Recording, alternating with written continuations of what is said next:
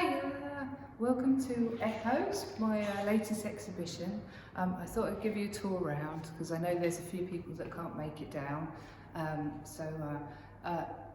I'll introduce you to the first wall. There's no real chronological order of the work, but there's sort of three different processes that I worked with on paper and inkjet, with Polaroid and with wet plates. The main wall, the pink wall, I decided to curate in quite a chaotic way. Because the exhibition is about the experience of pain and also trauma, I wanted to have quite a kind of a hang that wasn't really precise and that kind of split off in different directions, so that it sort of represented a state of mind, because sometimes you're having a good day, sometimes you're having a bad day, and I wanted to kind of represent that in the way that I hung the work. So on the big wall we have these really large pieces. Big thanks to Katie and Terry at UCH for helping print these out. So these are large pieces of paper. This one here has been buried. So all of the work that you see in the exhibition are portraits of me that I have then damaged in some way, either after taking the photograph or as the photograph is being processed. So I started the process 2 years ago, and I was working on paper, printing out inkjet prints of photographs of me, and then I was working on them in different ways. So I was painting on them with bleach and all sorts of other things to try and indicate my experience of pain. So I would take photographs of myself and the parts of my body that were in pain, and then I would then damage them in the areas where I was having the pain at that time. So as you see here, the legs were really bad, so I was concentrating on the legs at that point. And with this one, I actually buried it. 10 years ago, I had a bleed in my brain, and that was very shocking to me. I was very much aware of my own mortality in that. It's like realising that I'm not going to live forever. So I wanted to bury some of the work to kind of talk about that fact, that memento mori piece, that remember that we are all going to die. So there are pieces that are buried. So this has got big clumps of mud all over it. Some of the work I've damaged time and time again, so there's layers and layers of damage to it. So this was actually a really small piece that I then printed out again and worked on, and I printed it out again and worked on it again. So there's like many different layers to make this piece of work.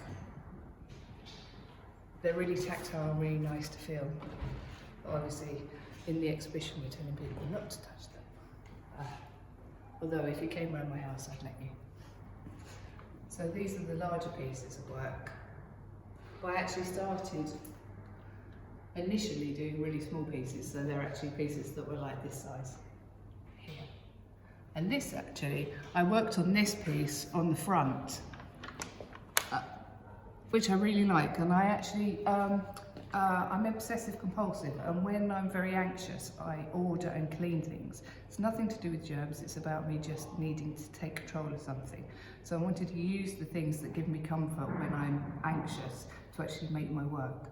So with this piece, that day I was quite anxious, so this is a picture of my face, and I was wiping it with anti-bac wipes.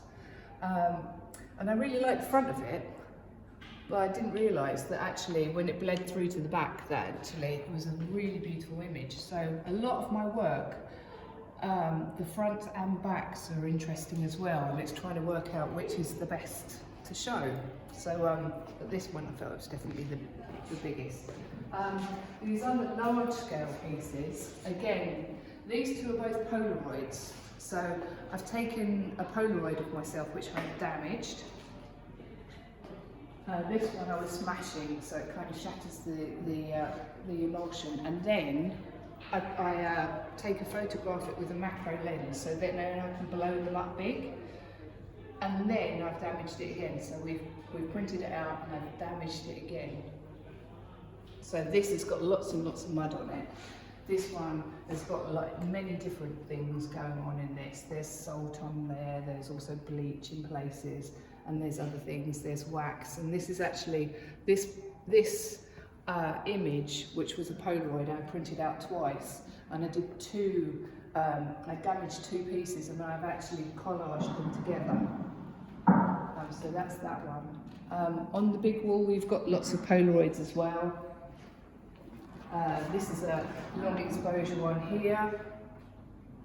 So again, they are all of me, but I do quite long exposures, so then you're just getting these beautiful colours and abstract shapes rather than actually me. I deliberately wanted it as much as possible not to be about me. So there are some things that have my face in, but on the whole, I didn't really want to have my face because I really want people to be able to feel their experience with pain or their experience with trauma, and you know how they feel. So although it's about my experience, it's really about more than that. This is one of the original Polaroids on the wall here. This keeps changing. So when I took this, I damaged it as it's coming out. So as it's processing, I damaged the Polaroids. And this one I really liked, but it wasn't until maybe a month or so later that I decided that I would see what it was like to put paint inside it. So the Polaroid was already severely damaged inside. I'd shattered it and boiled it, and then I added paint to it. And as you can see in there, you've got the orange paint. That's what I added, but it's actually changed, and this turquoise is coming in, and that's where the paint is reacting with the chemistry of the Polaroid. We're going to go over to this wall now. Actually, before I go to that wall, I see that as part of the exhibition, Nick Fallon, amazing guy, did a brilliant essay about fibromyalgia and its links to past trauma. That's online, but I'll also put that as a screen grab so people can read it. Very thankful for him, he's really great. This wall, again, as I keep saying, these are all pictures of me. This is done on out-of-date Polaroid film. I was given by Emily. Thank you very much, Emily. So I take photographs of myself, but even if there's no images, I can still work with the Polaroid. So all of these ones here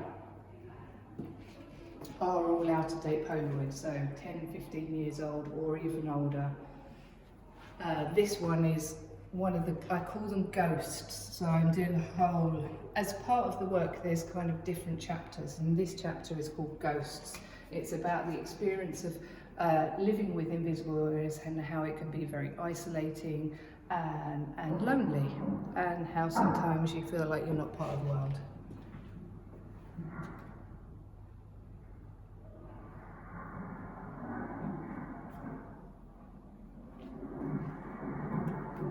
All of these ones are called chemigrams as well, so they're chemigram Polaroids because they've had things introduced to the Polaroid to affect its chemistry.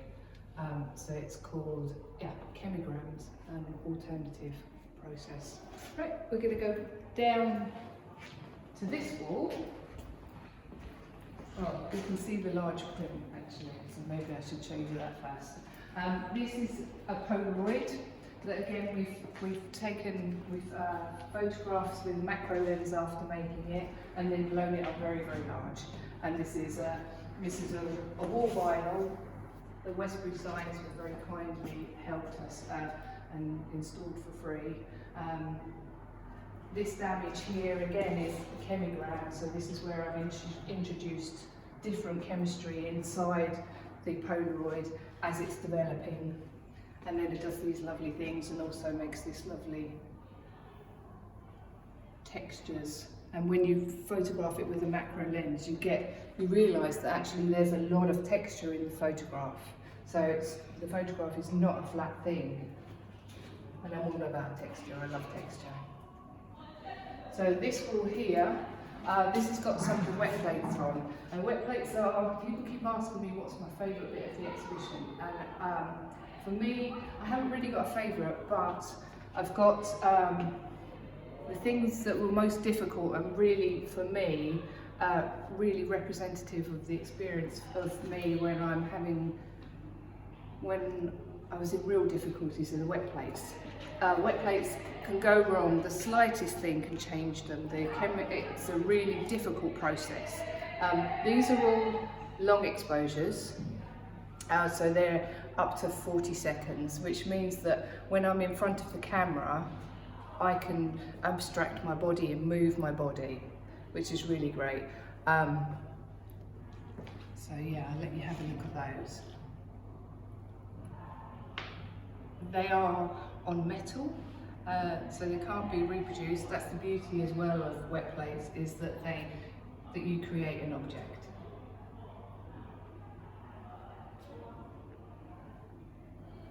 I've got some other ones down here as well.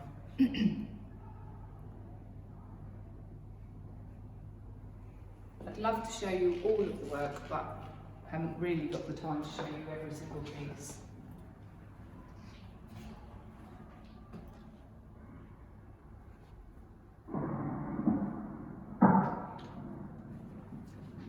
We'll go over to the cabinets quickly, and I'll just show you. This is really an overview of all of the processes that I've been trying over the last 2 years. I call them experiments, they very much so. A lot of the time I don't know what I'm doing, and I kind of like, I'm playing it by ear. So in this cabinet, I've made prints that I've then grown salt crystals on.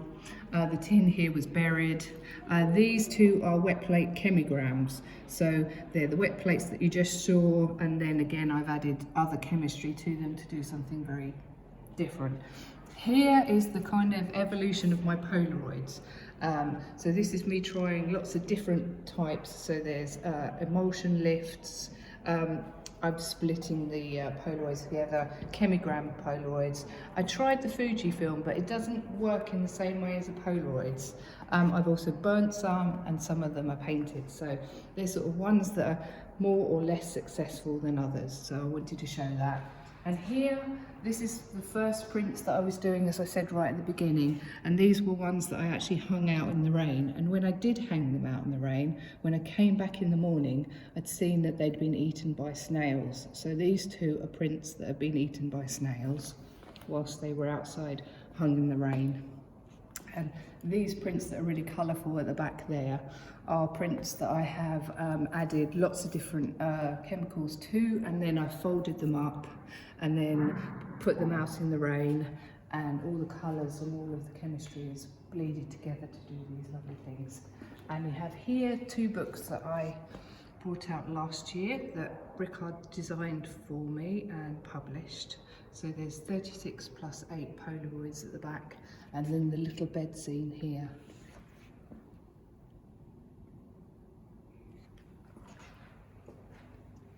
And then the last piece is the alcove piece, and this is a video I took, and Rickard actually, we both videoed me making this piece of work that's hanging on the wall. So we didn't have any posh cameras or anything like that. We gaffer taped my iPhone to the boobs to get my viewpoint of me making the work, and Rickard used another iPhone to get another angle, and then I cut them together to make the film. It's in slow motion, and yeah, it's showing me making the piece that is on the wall there. And on the floor, there's 110 Polaroids. And these are all in different stages of slowly fading. Because actually, because they've been damaged, some have been damaged so much, they keep changing over time. To the point where some, as you see, have disappeared. I put it there because I really liked the reflections of the film on the Polaroids. So again, it kind of abstracts them more. So although this work is about me, I'm kind of abstracting it the whole time.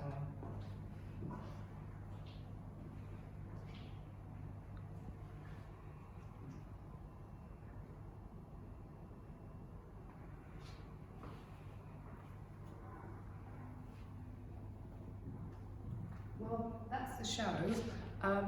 I'm sorry it's not as long as I would want it to be.